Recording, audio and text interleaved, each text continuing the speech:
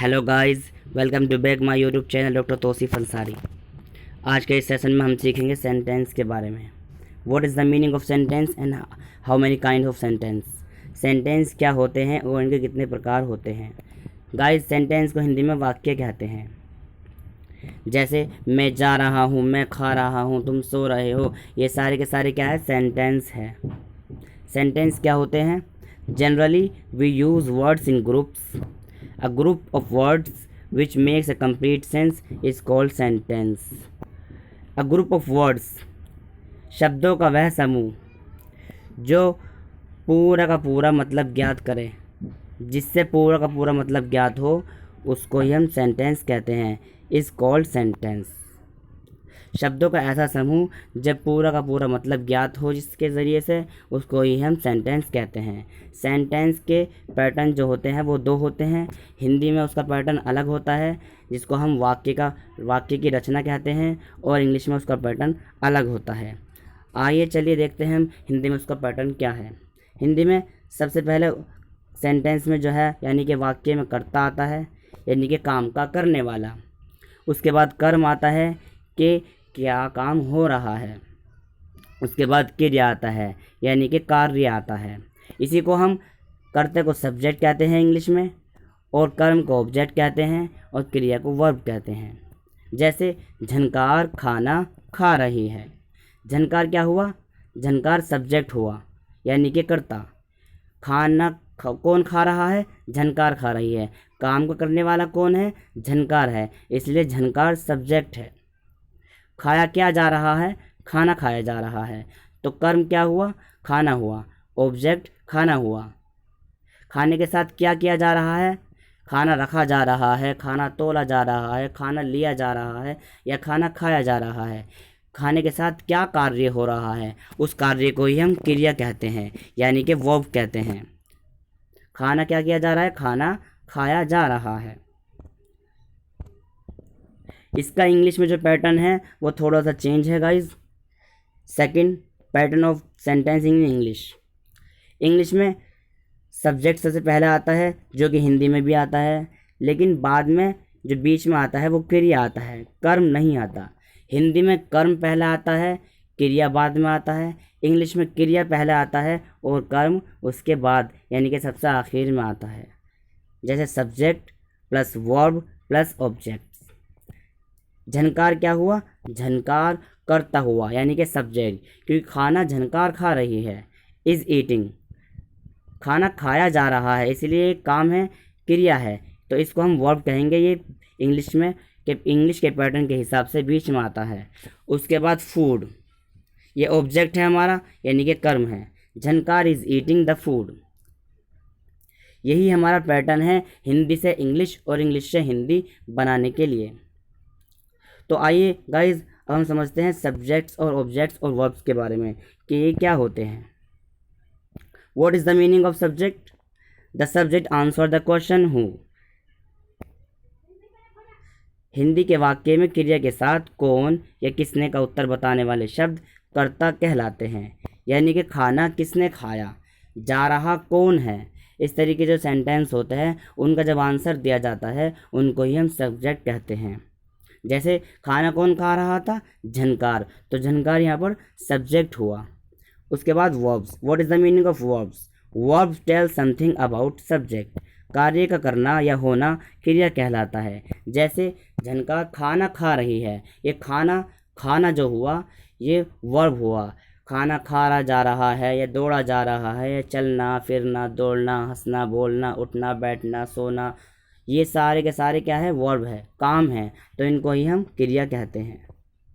Third है object. What is the meaning of object?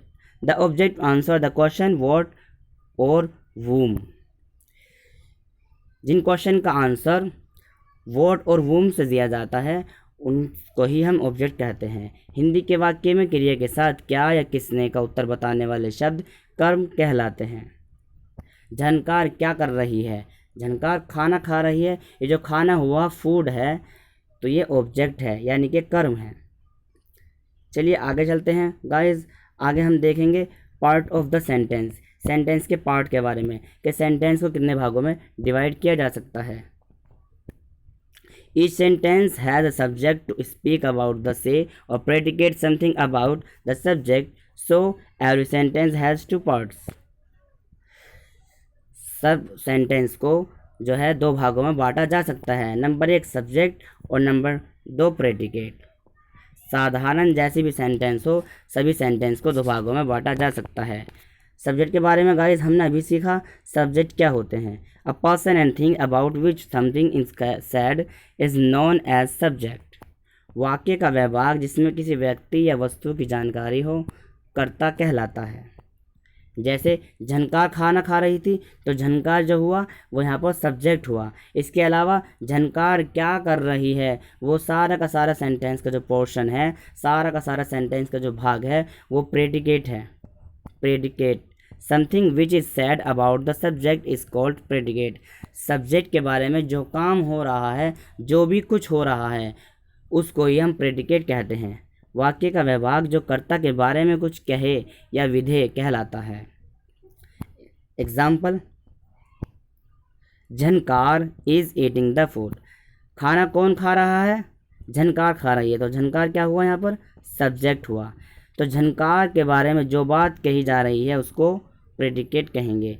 झनकार के बारे में कहा जा रहा है इज ईटिंग द फूड, तो ये ईटिंग द फूड जो है वो प्रेडिकेट है।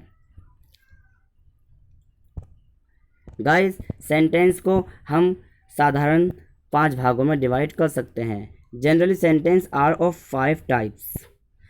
Number 1 assertive sentence, number 2 interrogative sentence, number 3 imperative sentence, number 4 objective sentence and number 5 exclamatory sentence. तो आइए गाइस, इन पांचों को हम तफसील से यानी डीपली समझते हैं कि क्या होते हैं। What is the meaning of assertive sentences? assertive sentence को हम हिंदी में निश्चयात्मक वाक्य कहते हैं। A sentence that makes a statement or declaration is called assertive sentence. वे वाक्य जिनमें साधारण रूप से कोई बात या कथन कहा जाए, उन्हें साधारण या निश्चयात्मक वाक्य कहते हैं। assertive sentence के भी गाइस, अब नंबर ए अफर्मेटिव सेंटेंस, जिनको हम हिंदी में सकारात्मक वाक्य कहते हैं। ये क्या होते हैं? A sentence which states something which shows affirmative is called affirmative sentence. वे वाक्य जिनमें स्वीकार योग्य कथन कहा जाए सकारात्मक वाक्य कहलाता है। एग्जाम्पल, झनकार एक होशियार लड़का है। तो झनकार के बारे में कुछ बात कही जा रही है, तो ये असर्टिव सेंटेंस हो गया। झनकार इज़ एन इंटेलिजेंट बॉय। झनकार एक होशियार लड़का है। इसका दूसरा भाग क्या है? नंबर बी नेगेटिव सेंटेंस, नकारात्मक वाक्य। A sentence which states something which shows denial is called negative sentence.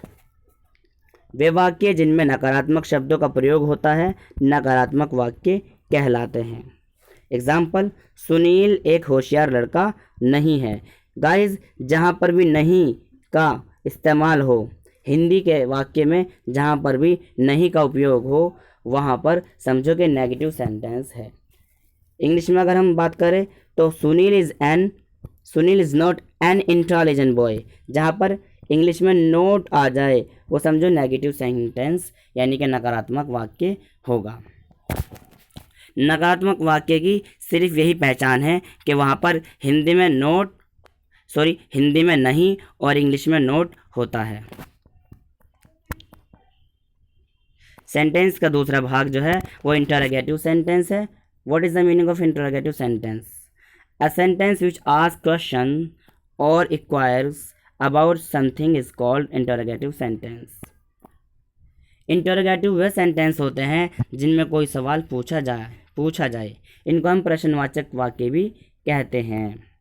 वे वाक्य जो प्रश्न पूछे या किसी के बारे में खोज करे, प्रश्नवाचक वाक्य कहलाते हैं। इंटरोगेटिव सेंटेंस भी 2 प्रकार के होते हैं।